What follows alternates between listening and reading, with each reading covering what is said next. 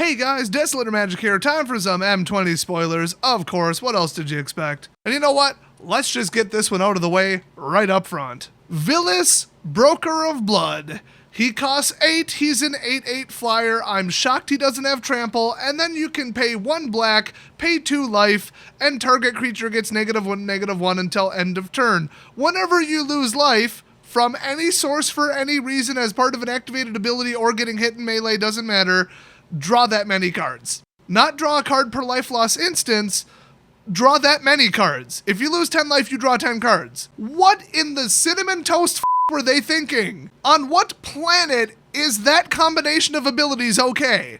Right, everybody on the internet?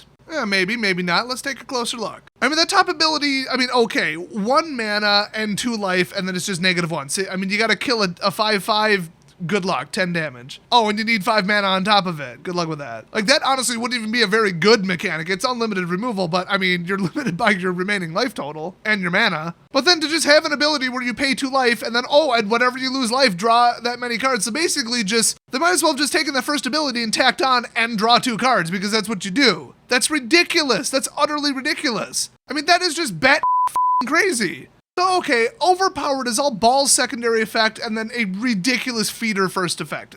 It's insane. But the creature costs 8. It's legendary. I don't know why you would need to. That's why they only slap legendary on if there's no reason to make it legendary. If it really needs legendary, like that enchantment that untaps your lands, then they don't put it on there. They only put legendary on when there's no use or reason to having 2 of these, other than, 2 8/8 flyers, but whatever. So, triple black, okay, whatever, not even 50% of the cost. So you could run this in a 2 or 3 color deck, no problem, get that out, no problem.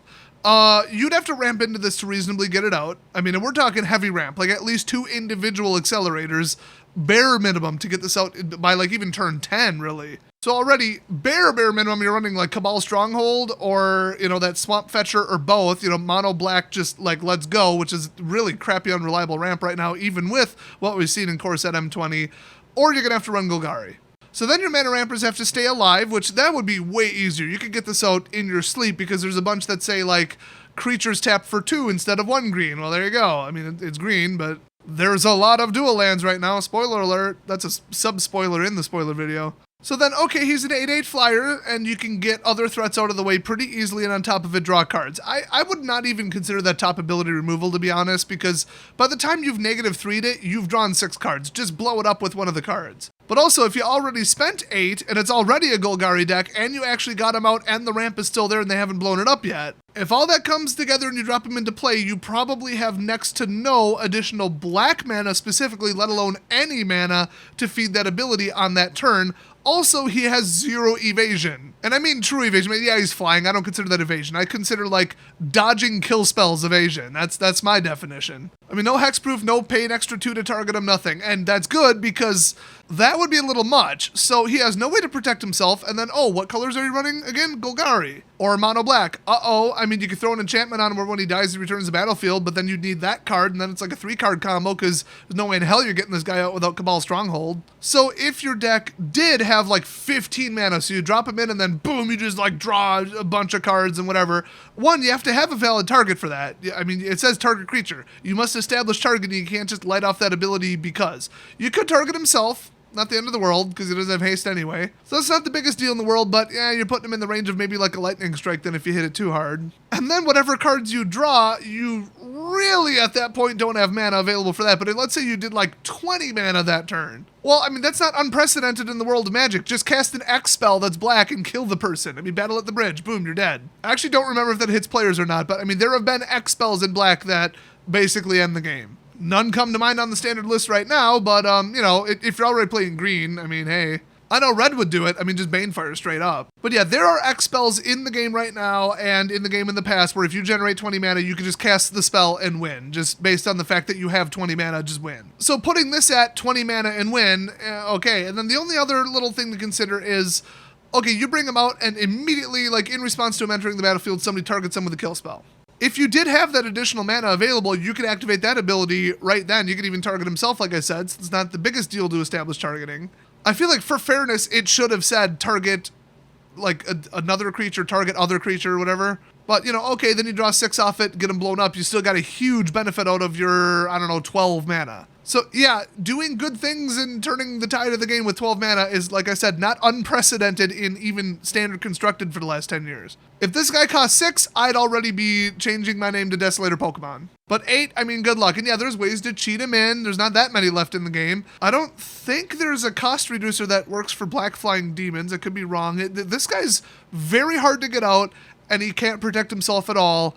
And then on top of that, you probably don't have the mana to activate that ability the same turn. You got to leave him for a turn, which is probably going to get him killed. And then if you do have the mana, you probably should have won with that mana anyway. I mean, if it wasn't him, something else you would have won with. So I honestly think that the implementation, when you look at it all together, is somewhat fair. Now remember, we're not comparing this to Modern, Legacy, Vintage, none of that. If you just compare it to the history of Standard, the recent history of Standard, we have had just outright win the game cards that cost 6 or 7. Like, Approach of the Second Sun, but even stuff where it's like, no, seriously, the game's over, though.